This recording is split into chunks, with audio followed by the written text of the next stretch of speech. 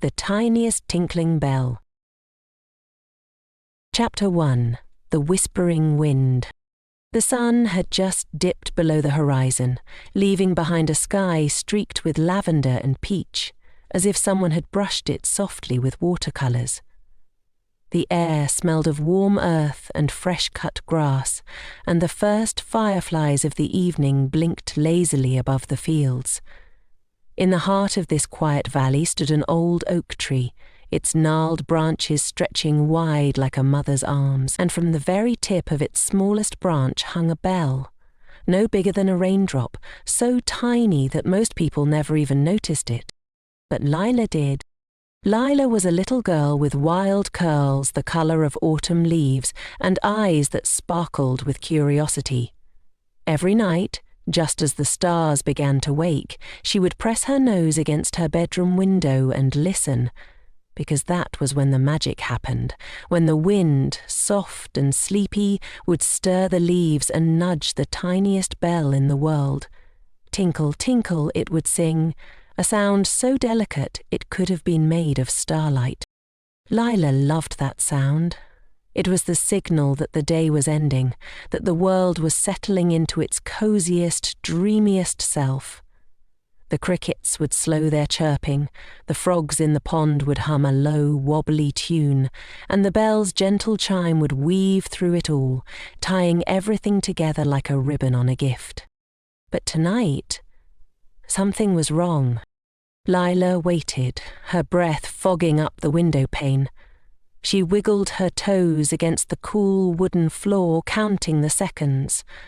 1, 2, 3.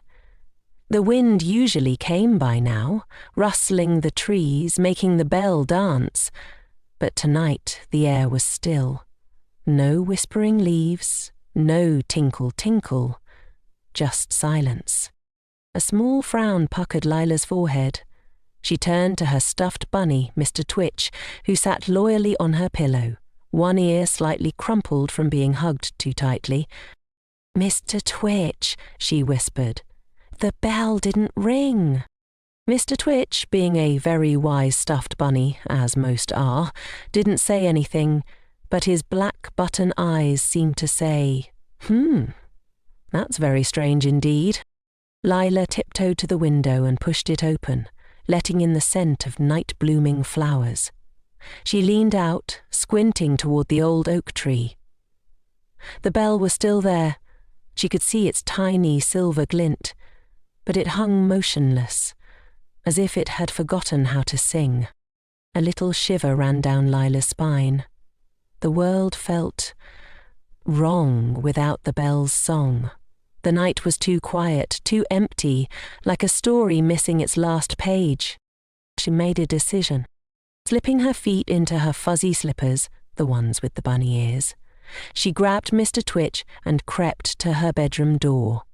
The floorboards creaked under her careful steps, but her parents were downstairs, murmuring over cups of tea, and they didn't hear her. Out the back door she went, into the velvety darkness. The grass was cool and damp under her feet, and the fireflies blinked around her like floating lanterns. The oak tree stood tall ahead, its leaves black against the deepening sky. As she got closer, Lila's heart beat a little faster. The bell was so small, how could something so tiny matter so much?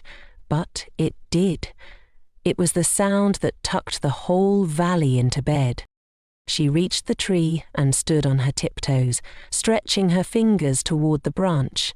But the bell was too high. "Ah," she sighed, lowering her hand.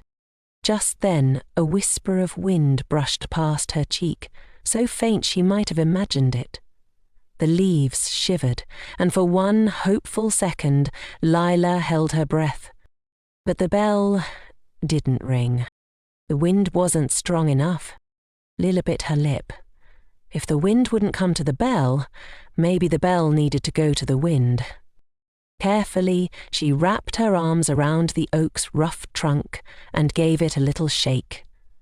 The leaves trembled, and the tiniest sound like a raindrop hitting a crystal glass The bell had moved. Leela's eyes widened. She shook the tree again, harder this time. Ping, ping. But then, oh no, the little silver bell wobbled, tilted, and plink! It slipped from the branch and tumbled down, down, down into the tall grass below. Lila gasped and dropped to her knees, patting through the dewy blades. "Where are you?" she whispered.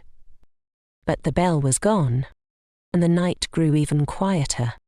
Lila sat back on her heels, clutching Mr. Twitch to her chest. The first real worry of her life settled in her stomach. What if the bell was lost forever? What if the wind never found it again? Then, from somewhere far away, a new sound, faint, but unmistakable. Tinkle. Leela's head snapped up. That was the bell, but it wasn't coming from the grass. It was coming from beyond the meadow, where the shadowy woods began. The wind must have carried it away. Lila took a deep breath, tightened her grip on Mr. Twitch, and stood. She had to find that bell. And so, with fireflies lighting her path and the moon peeking through the clouds, Lila took her first step into the whispering night. To be continued. End of chapter 1.